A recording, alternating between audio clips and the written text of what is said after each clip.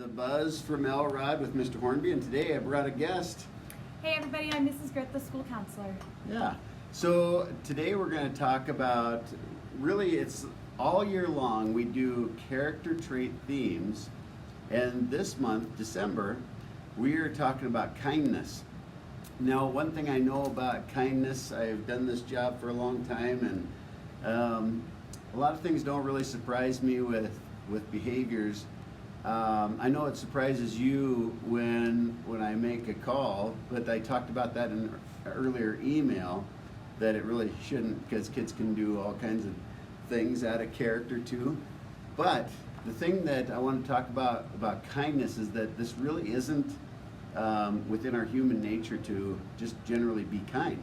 It's something you have to learn, you have to develop skills, you have to develop patience and tolerance for people and all of that. So I want to show you this quick poster here, and on this poster these are our guidelines for success, and the first three guidelines they're common in almost every school. Be respectful, be responsible, be safe, but we add be kind, and I know that that's kind of an overlap with being respectful, or actually with all of them, because we want to be kind with everything, things and people. But being kind is really an important concept that we try to teach. And I know that, like I said, I've been around a little bit, and I know that parents at times will say, there are these things going on at school, the school doesn't do anything about it. We are trying all the time to shape behaviors, but shaping behaviors is a slow process. And Mrs. Grit spends a lot of time with students and try to coach them through situations and help them really to be kind. And that's an important thing, and we're going to get to that here in just a minute. Something else around the building, the next poster that I have here for you is, this is from something that we've done in the past, at least I'd say several years here at Elrod. This has kind of taken a back seat lately, but there's concepts in this that really stand out, like being there for other people and play, just having some fun, but also with that it comes what's fun for everybody. But the big one in this is to choose your attitude, and you get the chance to choose your attitude every day. I know I do. Kindness and being supportive, that's what I would like to say that I do all the time, but it's not all the time. Sometimes I get tired, or I respond in a way that's not always kind, and so I apologize to people for that. And then the last one I want to show you is something that we do as far as like owning behaviors, and that is a really common thing that we have to do, because you need to know what you did, why you did it, so that you can make a real apology to people.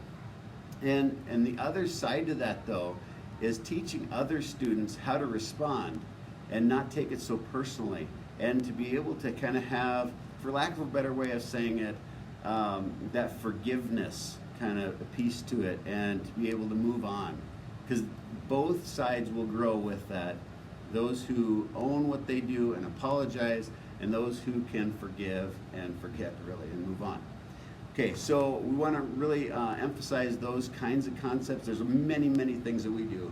Mrs. Grit goes into the classrooms and she teaches all these skills, but like I said, it's a slow process to really shape those behaviors, because it's really not instinctive for humans.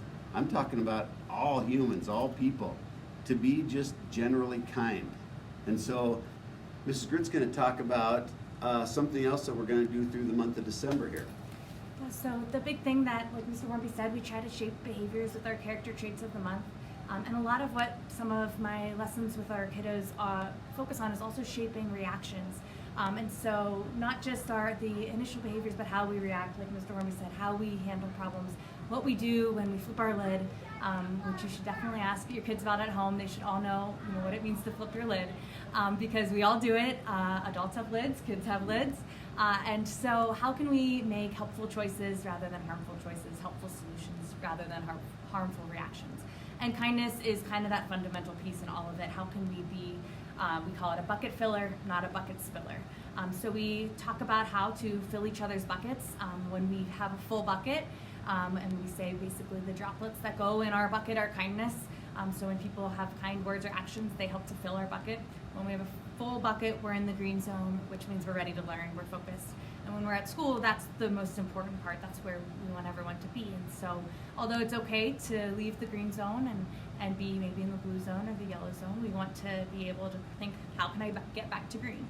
So last month in November, we talked about gratitude. Sharing gratitude and thankfulness helps us to get to the green zone. And this month, we're really focusing on kindness.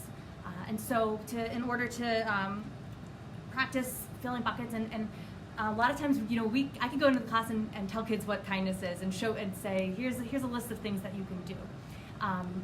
But the big thing is seeing it and experiencing it. So what we're doing is all of our teachers have kindness drops, basically. They're kindness drops. And as they see their students doing something or saying something kind, they're going to recognize that. So being kind, on it says, they'll put the name on the top, and then it says, helped fill the Elrod kindness bucket. This one says Mr. Hornby. Yep. He did a really kind thing by making all these videos because I think that they're really helpful. And so before the holidays, your child should bring home a kindness drop as an ornament, so you can kind of see it will be an ornament that you can hang on the tree. And really the big thing is asking, what did you do that was kind, or what is something, what did you notice someone else doing that was kind? We're also doing kindness snowflakes, so because it is cold out and drops turn to snow, so all the kids are thinking, what act of kindness can help me feel good? What can someone say or do for me to help me get to the green zone? And that's just sharing with each other. Sometimes that's, I just need some space. Sometimes that's, I like to hear that I'm doing a good job. So all the kids are practicing, thinking about themselves. How can I, what can someone do for me? And then also, what can I do for others? And that way they're practicing it and they're highlighting it in those moments and really learning about each other and the importance of not just what it means to receive kindness, but what it means to give kindness. All right, so thank you, Mrs. Grit. And so this is the buzz this month here at Elrod, showing kindness. Look for ways to show random acts of kindness when you can, and think of others before yourself. Hey, have a great rest of the month. Bye-bye, Elrod.